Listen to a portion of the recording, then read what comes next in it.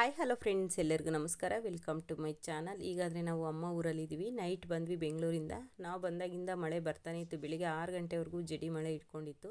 ಮಳೆ ಬಂದಾಗಂತೂ ತುಂಬಾ ಚೆನ್ನಾಗಿರುತ್ತೆ ವಾತಾವರಣ. ಸುತ್ತು ಬೆಟ್ಟ ಸೆಂಟ್ರಲ್ಲಿ ಊರಿರೋದ್ರಿಂದ ತುಂಬ ಚೆನ್ನಾಗಿರುತ್ತೆ ಮಳೆ ಬಂದಾಗ ವಾತಾವರಣ ನೋಡೋದಕ್ಕೆ.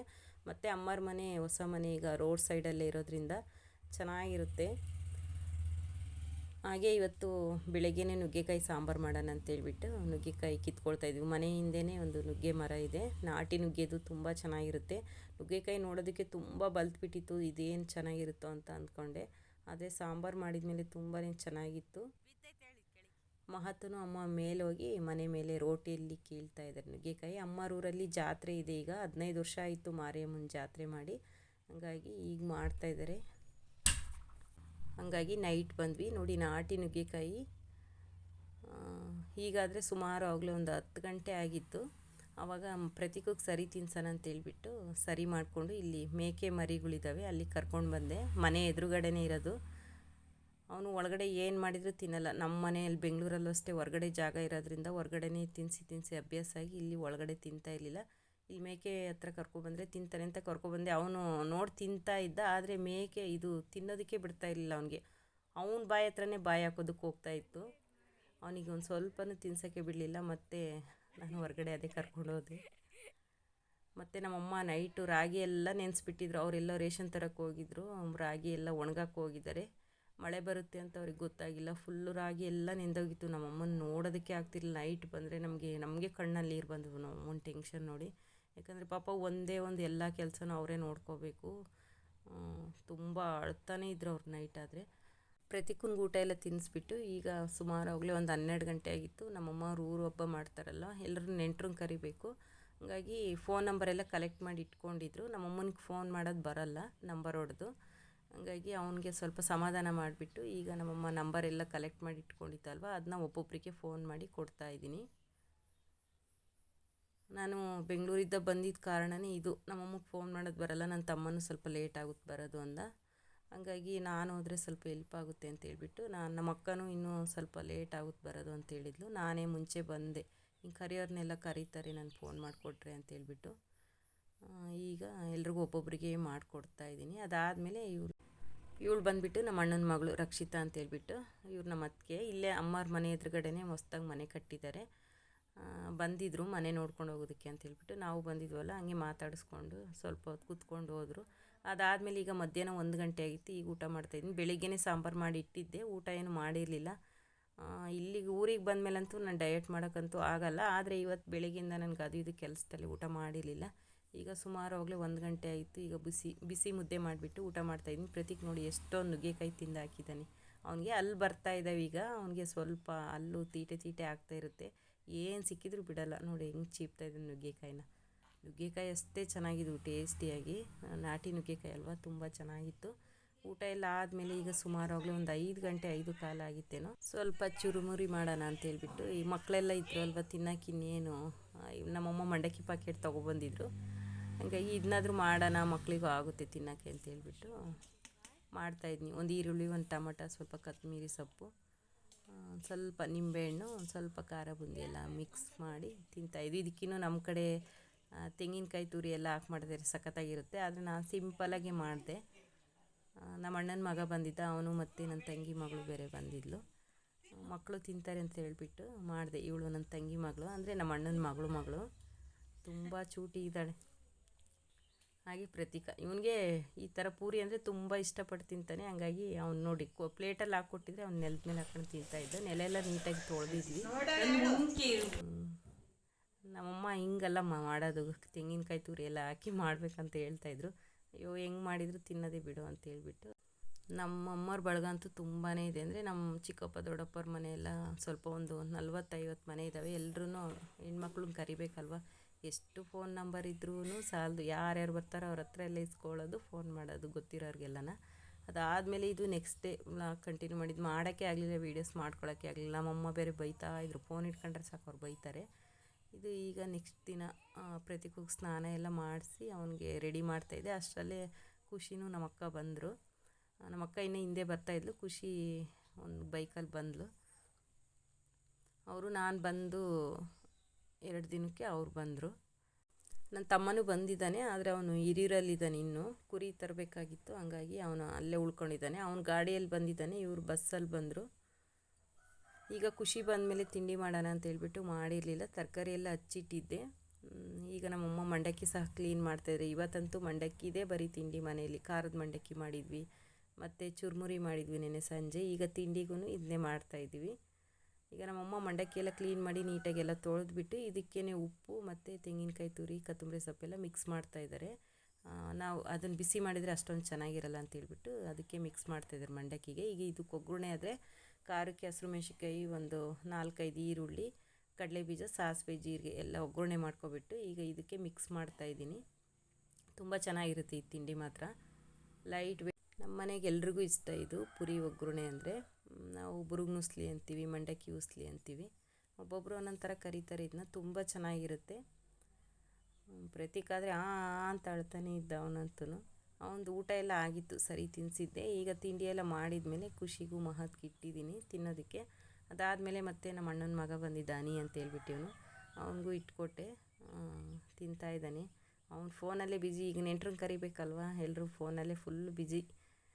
ಮತ್ತು ವೀಡಿಯೋ ಏನು ಮಾಡಿಬಿಡ ನಂದು ಅಂತ ಹೇಳ್ತಾ ಇದ್ದ. ಈಗ ಅವನಿಗೂ ತಿಂಡಿ ಹಾಕ್ಕೊಟ್ಟೆ, ಮತ್ತು ಅದಾದಮೇಲೆ ನಮ್ಮ ಅಕ್ಕನೂ ತಿಂತಾಯಿದ್ದಾಳೆ. ನಾನು ಸ್ವಲ್ಪ ಖುಷಿ ಬಂದ ತಕ್ಷಣ ಅವಳ ಜೊತೆಗೆ ಒಂದು 2 ತುತ್ತು ತಿಂದಿದ್ದೆ. ನಾನು ಮಧ್ಯಾಹ್ನನೇ ಊಟ ಮಾಡೋಣ ಅಂತೇಳ್ಬಿಟ್ಟು ಮತ್ತೆ ನಾನು ತಿಂಡಿ ಅಂತ ತಿನ್ನೋಕೆ ಹೋಗಲಿ, ಒಂದು 2 ಸ್ಪೂನ್ ಆಗೋಷ್ಟು ತಿಂದಿದ್ದೆ ಸಾಕು ಅಂತೇಳ್ಬಿಟ್ಟು ಸುಮ್ಮನೆ ಅದೇ. ಅಮ್ಮ ಹೊರ್ಗಡೆ ಏನೋ ಕೆಲಸ ಮಾಡ್ತಾಯಿದ್ರು, ಇದಾಗಲಮ್ಮ ಇದು ಮುಗಿಲಿ ನಾನು ಆಮೇಲೆ ತಿಂತೀನಿ ಅಂತೇಳ್ಬಿಟ್ಟು ಅವರು ಹೊರ್ಗಡೆನೇ ಇದ್ದರು.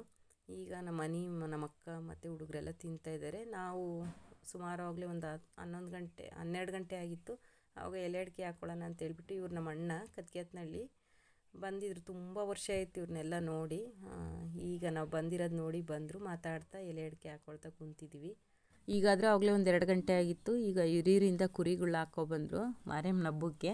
ನನ್ನ ತಮ್ಮ ಹಂಗೆ ಬೆಳಗಿನ ಜಾವ ಬೆಂಗಳೂರಿಂದ ಹಂಗೆ ಡೈರೆಕ್ಟ್ ಹಿರಿಯೂರಿಗೆ ಬಂದಿದ್ದ. ಅಲ್ಲಿ ನಮ್ಮ ಭಾವ ಬಂದಿದ್ದರು, ಅವ್ರು ಕೊಡಿಸಿ ಕಳಿಸಿದ್ದಾರೆ. ಊರಿಂದನೂ ಇಲ್ಲೇ ತುಂಬ ಜನ ಹೋಗಿದ್ರು. ಇನ್ನೊಬ್ಬ ನಮ್ಮ ಚಿಕ್ಕಪ್ಪನ ಮಗ, ನನ್ನ ತಮ್ಮ ಮತ್ತು ನಮ್ಮ ಚಿಕ್ಕಪ್ಪ, ನಮ್ಮ ಅಣ್ಣ ಎಲ್ಲರೂ ಹೋಗಿದ್ದರು. ಅವ್ರ ಜೊತೆ ಟೆಂಪೋದಲ್ಲಿ ಹಾಕಿ ಕಳಿಸಿದ್ದ. ಈಗ ನನ್ನ ತಮ್ಮ ಇಳಿಸ್ಬಿಟ್ಟು ಅವನ್ನ ಕಟ್ಟಿಬಿಟ್ಟು ಹುಲ್ಲು ಹಾಕ್ಬಿಟ್ಟು ಹೋದ ಅವನ ಮನೆಗೆ. ಇವು ಮಾರೇಮ್ಮನ ಹಬ್ಬಕ್ಕೆ ಕಲರ್ ಬಳಿದು ಕಳಿಸಿದ್ದ, ಅಂದರೆ ಕನ್ಫ್ಯೂಸ್ ಆಗುತ್ತೆ ಅಂತ ಹೇಳ್ಬಿಟ್ಟು. ತುಂಬ ಚೆನ್ನಾಗಿದೆ ಕುರಿಗಳು ಮಾತ್ರ. ಇಲ್ಲೇ ಕಂಪೇರ್ ಮಾಡಿದರೆ ಹಿರಿಯೂರು ಬೆಸ್ಟು ಅನ್ನಿಸ್ತು, ರೇಟಲ್ಲೇ ಆಗಲಿ ಕುರಿಯಲ್ಲೇ ಆಗಲಿ. 2 ಕುರಿ ತಂದಿದ್ದಾನೆ. ಅದಾದಮೇಲೆ ಈಗ ಮಧ್ಯಾಹ್ನ ಸುಮಾರಾಗಲೇ ಒಂದು 3 ಗಂಟೆ ಆಗಿತ್ತು. ನಮ್ಮಮ್ಮ ಮಕ್ಕಳು ಇದ್ದಾರಮ್ಮ ಮನೇಲಿ, ತಿನ್ನೋಕ್ಕೆ ಏನಿಲ್ಲ, ಒಂದು ಸ್ವಲ್ಪ ಖಾರದ ಮಂಡಕ್ಕಿ ಆದರೂ ಮಾಡಿಡ್ರಿ, ಯಾರಾದರೂ ಬಂದಿರೋರ್ಗಾದ್ರೂ ಆಗ್ತೇವೆ ಅಂತ ಹೇಳಿದರು. ಹಾಗಾಗಿ ಈಗ ಖಾರದ ಮಂಡಕ್ಕಿ ಮಾಡೋಣ. ನಮ್ಮಮ್ಮ ಎಲ್ಲ ನೀಟಾಗಿ ಮಂಡಕ್ಕಿನ ಕ್ಲೀನ್ ಮಾಡಿ ಕೊಡ್ತಾಯಿದ್ದಾರೆ. ನಾನು ಖಾರಕ್ಕೆಲ್ಲ ರೆಡಿ ಮಾಡ್ಕೊಳ್ತಾಯಿದ್ದೆ. ಸ್ವಲ್ಪ ಕಡಲೆಬೀಜ, ಬೆಳ್ಳುಳ್ಳಿ, ಕರಿಬೇವಿನ ಸೊಪ್ಪು, ಖಾರದ ಪುಡಿ, ಅರಿಶಿನ, ಉಪ್ಪು ಮತ್ತು ಹುರ್ಗಡ್ಲೆ ಇದನ್ನೆಲ್ಲ ಒಗ್ಗರಣೆ ಮಾಡಿಬಿಟ್ಟು ಈಗ ಈ ಮಂಡಕ್ಕಿಗೆ ಮಿಕ್ಸ್ ಮಾಡೋದಷ್ಟೇ. ತುಂಬ ಸಿಂಪಲ್ಲು, ಆದರೆ ಅಷ್ಟೇ ಚೆನ್ನಾಗಿರುತ್ತೆ ತಿನ್ನೋದಕ್ಕೆ ಸ್ನ್ಯಾಕ್ಸು. ನಮ್ಮ ಕಡೆ ಇದನ್ನ ಜಾಸ್ತಿ ಮಾಡ್ತೀವಿ. ಏನಾದರೂ ಈ ಥರ ಯಾರಾದರೂ ನೆಂಟರು ಬರ್ತಾರೆ ಮನೆಗೆ ಅಂದಾಗ ಅವ್ರಿಗೆ ಎಮರ್ಜೆನ್ಸಿ ತಿನ್ನೋದಕ್ಕೆ ಅಂತ ಹೇಳ್ಬಿಟ್ಟು ಈ ಥರ ಖಾರದ ಮಂಡಕ್ಕಿ ಮಾಡಿ ಇಟ್ಕೊಳ್ತೀವಿ. ಈ ಹಬ್ಬಕ್ಕೇನು ಯಾರೂ ಮಾಡಲ್ಲ, ಯಾಕಂದರೆ ಇದು ನಾನ್ ವೆಜ್ ಹಬ್ಬ ಅಲ್ಲ, ಹಂಗಾಗಿ ಯಾರೂ ಮಾಡಲ್ಲ.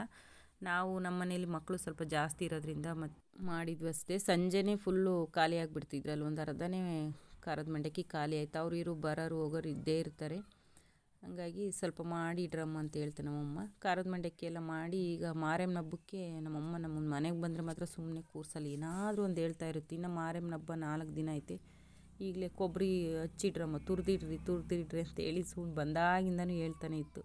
ಹಂಗಾಗಿ ಈಗ ಕೊಬ್ಬರಿ ಸ್ವಲ್ಪ ತುರಿದ್ಬಿಟ್ಟು ಇನ್ನೊಂದು ಸ್ವಲ್ಪ ಚಿಕ್ಕದಾಗಿ ಹೆಚ್ಚಿಡ್ತಾಯಿದ್ವಿ. ಅವರು 50 ಕೊಬ್ಬರಿ ಹೇಳಿದರು, ನಾವೊಂದು ಸದ್ಯಕ್ಕೆ ಈಗ ಒಂದು 25 ಕೊಬ್ಬರಿನ ಹೆಚ್ಚಿಬಿಟ್ಟು ಸ್ವಲ್ಪ ತುರಿದು ಇಟ್ಟಿದ್ವಿ ನಾನು ನಮ್ಮಕ್ಕ. ಹಾಗೆ ನಮ್ಮ ತಮ್ಮ ಜೇನಿತ್ತು ಅಂತ ಹೇಳ್ಬಿಟ್ಟು ಕಿತ್ಕೊಬಂದು ಕೊಟ್ಟ, ಅದರಲ್ಲೇನು ಜೇನುತುಪ್ಪ ಇರಲಿಲ್ಲ. ಈಗ ನೋಡಿ ನನ್ನ ತಮ್ಮ ಬೆಳಿಗ್ಗೆ ನಮ್ಮ ಅಕ್ಕರೂರಲ್ಲಿ ಸ್ವಲ್ಪ ಕೊಬ್ಬರಿ ಎಲ್ಲ ತೊಗೊಬಂದಿದ್ದ, ಅದನ್ನ ಹಚ್ಚಿಡ್ತಾ ಇದ್ವಿ. ಹಾಗೆ ಸ್ವಲ್ಪ ಒಂದು 10 ಕೊಬ್ಬರಿ ಆಗೋಷ್ಟು ತುರಿದಿಟ್ಟಿದ್ವಿ. ನಮ್ಮಮ್ಮಗೆ ಮಾತ್ರ ಮುಂಚೆನೇ ರೆಡಿಯಾಗಿರ್ಬೇಕು ಈ ಥರ ಎಲ್ಲನೂ. ಅದಾದಮೇಲೆ ಈಗ ನನ್ನ ತಮ್ಮ ಸಹ ಬಂದಿದ್ದ, ಅವನು ಒಂದು ಸ್ವಲ್ಪ ಹೊತ್ತು ರೆಸ್ಟ್ ಮಾಡಿಬಿಟ್ಟು ಈಗ ಹೊರಗಡೆ ಇಲ್ಲೇ ಊಟಕ್ಕೆಲ್ಲ ಇಡೋದು, ಹಂಗಾಗಿ ಎಲ್ಲ ಕ್ಲೀನ್ ಮಾಡ್ತಾಯಿದ್ದಾನೆ. ನುಗ್ಗೆ ಮರ ಇತ್ತು ಇಲ್ಲೊಂದು, ಅದನ್ನೆಲ್ಲ ಶಾಮಿಲ್ ಹಾಕಬೇಕು, ಹಂಗಾಗಿ ಅದಿದ್ದರೆ ಅಡ್ಡ ಆಗುತ್ತೆ ಅಂತೇಳ್ಬಿಟ್ಟು ಅದನ್ನೆಲ್ಲ ಕಡ್ದಾಕ್ತಾ.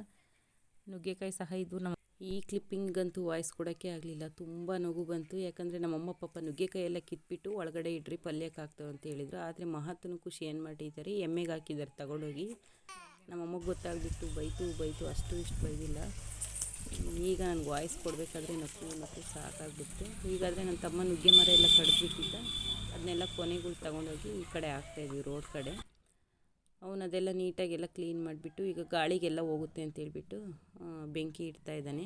ಅವನಿಗಂತೂ ಪಾಪ ಒಂದು ಸೆಕೆಂಡೂ ರೆಸ್ಟ್ ಇಲ್ಲ. ನೈಟು ಬೆಂಗಳೂರಿಂದ ಬಂದ 2 ಗಂಟೆಗೇ ಹಿರಿರಿಗೆ ಬಂದು ಅಲ್ಲೆಲ್ಲ ಕುರಿ ತೊಗೊಂಡ್ಬಿಟ್ಟು ಮತ್ತು ಅಲ್ಲಿ ಸ್ವಲ್ಪ ಕರಿಯೋದಕ್ಕೆ ಹೋಗಿ ಮಧ್ಯಾಹ್ನ ಬಂದವನು. ಅವಾಗಲೇ ಒಂದು 3 ಗಂಟೆ ಆಗಿತ್ತು. ಅವಾಗ ಬಂದಾಗಿದ್ದನು ಒಂದು ಸೆಕೆಂಡು ಕೂತ್ಕೊಳ್ಳಲಿಲ್ಲ, ಕೆಲಸ ಮಾಡ್ತಾನೇ ಇದ್ದ. ಒಬ್ಬೊಬ್ರಿಗೆ ಇರೋರ್ಗಂತೂ ರೆಸ್ಟೇ ಇರೋಲ್ಲ ಈ ಟೈಮಲ್ಲಿ. ಅದರಲ್ಲೂ ಈ ಹಬ್ಬದಲ್ಲಿ ಮಾತ್ರ ರೆಸ್ಟು ಸಿಗೋದು ಕಷ್ಟನೇ. ಅದಾದಮೇಲೆ ಆವಾಗಲೇ ಸಂಜೆ ಆಗಿತ್ತು. ಈಗ ಬಾಗಿಲಿಗೆ ತೋರಣ ಕಟ್ತಾಯಿದ್ದಾಳೆ ನಮ್ಮಕ್ಕ. ಹೂವಿನ ಹಾರ ಇದೆಲ್ಲ ನಾವೇ ಮಾಡಿದ್ದು ಮನೆಯಲ್ಲಿ. ಅದಾದಮೇಲೆ ನಮ್ಮ ಚಿಕ್ಕಪ್ಪರ ಮನೆಗೆ ಹೋಗೇ ಇರಲಿಲ್ಲ, ಹಾಗಾಗಿ ಊರಲ್ಲಿರೋದವರು. ನಮ್ಮ ಮನೆಗೂ ಅವ್ರ ಮನೆಗೂ ಸ್ವಲ್ಪ ದೂರ. ನೈಟ್ ಅಲ್ಲೇ ಹೋಗೋಣ ಊಟಕ್ಕೆ ಅಂತೇಳ್ಬಿಟ್ಟು ಈಗ ಬಂದ್ವಿ ನಮ್ಮ ಚಿಕ್ಕಪ್ಪರ ಮನೆಗೆ. ನಮ್ಮ ಚಿಕ್ಕಮ್ಮ ನಾವು ಬರೋ ಅಷ್ಟರಲ್ಲಿ ಅವಲೇ ನಮ್ಮ ಚಿಕ್ಕಮ್ಮ ಬಸ್ಸಾಂಬಾರು ಮಾಡಿ ಮುದ್ದೆ ಮಾಡಿತ್ತು. ಈಗ ಎಲ್ಲರೂ ಊಟಕ್ಕೆ ಕೂತಿದ್ವಿ. ಇವಳು ನನ್ನ ತಮ್ಮನ ಮಗಳು ಸಹನ್ಯ ಅಂತೇಳ್ಬಿಟ್ಟು ತುಂಬ ತೀಟೆ, ತುಂಬ ತರಲೆ ಅವಳು. ಈಗ ಊಟ ಎಲ್ಲ ನನ್ನ ತಮ್ಮ ನಾವು ಎಲ್ಲ ಜೊತೆ ಕೂತ್ಕೊಂಡು ಊಟ ಮಾಡಿದ್ವಿ. ಅದಾದಮೇಲೆ ಪ್ರತೀಕ್ ತುಂಬ ಅಳ್ತಾ ಇದ್ದ. ಅವ್ನು ಎತ್ಕೊಂಡು ಹೊರಗಡೆ ಬಂದೆ. ಇವರು ನಮ್ಮ ಅಣ್ಣ ಈರ್ಕ್ಯಾತ್ರಾಯ್ ಅಂತೇಳ್ಬಿಟ್ಟು ಇವರು ಯೂಟ್ಯೂಬ್ ಮಾಡ್ತಾಯಿದ್ದಾರೆ ಮತ್ತು ಮ್ಯೂಸಿಕ್ಕು ಮಾಡ್ತಾಯಿದ್ದಾರೆ. ಸಿಕ್ಕಿದ್ರು ಮಾತಾಡಿಸ್ತಾ ನಿಂತ್ಕೊಂಡೆ. ತುಂಬ ಖುಷಿ ಆಯಿತು. ತುಂಬ ಮೋಟಿವೇಶನ್ ಮಾಡ್ತಾಯಿದ್ರು ನನಗೆ. ನಾನಂದರೆ ಈಗ 2 ವರ್ಷ ಆಗಿತ್ತು ನಾನು ಅವಲೇ ಚಾನಲ್ ಸ್ಟಾಪ್ ಮಾಡಿ. ಈಗ ಸ್ಟಾರ್ಟ್ ಮಾಡಿದ್ನಲ್ಲ, ನನಗಿನ್ನೂ ಅಷ್ಟೊಂದು ಗಾಬರಿ ಆಗ್ತೈತೆ, ಮಾತಾಡೋದಕ್ಕೆ ಅಷ್ಟೊಂದು ಬರ್ತಾಯಿಲ್ಲ. ಮತ್ತು ನಾನೇ ಎಡಿಟ್ ಮಾಡ್ತಾ ಇರೋದ್ರಿಂದ ನನಗೆ ಸ್ವಲ್ಪ ಕನ್ಫ್ಯೂಸ್ ಆಗ್ತಾಯಿದೆ. ಈ ಥರ ಆಗ್ತಾಯಿದೆ ಅಣ್ಣ, ನನ್ನ ಕೈಲಿ ಆಗ್ತಾಯಿಲ್ಲ ಮಾಡೋಕ್ಕೆ ಅಂತ ಹೇಳ್ತಾಯಿದ್ದೆ. ಬೈತಾಯಿದ್ರು, ಮೋಟಿವೇಶನ್ ಮಾಡ್ತಾಯಿದ್ರು. ವ್ಯೂಸ್ ಬರಲಿ ಬಿಡಲಿ, ನೀನು ಮಾಡೋದು ಮಾತ್ರ ಸ್ಟಾಪ್ ಮಾಡಬೇಡ. ಇವತ್ತು ಈ ವಿಡಿಯೋ ಹಾಕಿದ್ಮೇಲೆ ಮತ್ತೆ ಅದ್ರ ಕಡೆ ತಲೆ ಕೊಡಬೇಡ, ನೆಕ್ಸ್ಟು ವೀಡಿಯೋ ಮಾಡೋದ್ರ ಬಗ್ಗೆ ಯೋಚನೆ ಮಾಡಂತ ಹೇಳ್ತಾಯಿದ್ರು. ನನಗೆ ಅಣ್ಣನ ಮಾತು ಕೇಳಿದ್ಮೇಲೆ ಮತ್ತೆ ಸ್ವಲ್ಪ ಇಂಟ್ರೆಸ್ಟ್ ಬಂತು. ಇದಾಗಿತ್ತು ಫ್ರೆಂಡ್ಸ್ ಇವತ್ತಿನ video. Thank you for watching.